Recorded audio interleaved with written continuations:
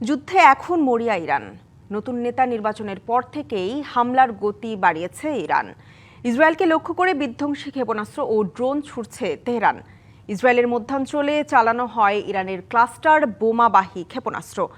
হামলা চালিয়েছে সৌদি আরব, Dubai, Bahrain ও আরব আমিরাতেও। জবাবে ইসরায়েলেও তেহরানে ব্যাপক হামলা চালিয়েছে।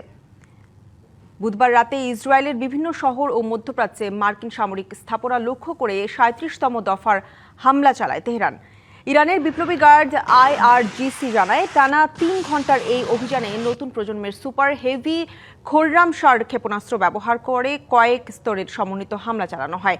তেল আবিবের দক্ষিণে হায়েলা স্যাটেলাইট যোগাযোগ কেন্দ্রে দ্বিতীয়বার হামলা চালানোর দাবিও IRGCর। এছাড়া বীর ইয়াকুব, পশ্চিম জেরুজালেম ও হাইফার বিভিন্ন সামরিক স্থাপনাকেও লক্ষ্যবস্তু করা হয়েছে। জবাবে তেহরানে ব্যাপক বিমান হামলা চালিয়েছে তেল আবিব।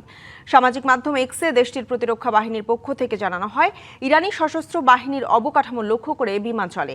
এদিকে লেবাননের দক্ষিণাঞ্চলীয় শহর জৌয়ায় ইসরায়েলি হামলায় শহরটির মেয়র ফাউজি ফাওয়াজ ও কাউন্সিল সদস্য আব্বাস বালবেকি নিহত হয়েছেন।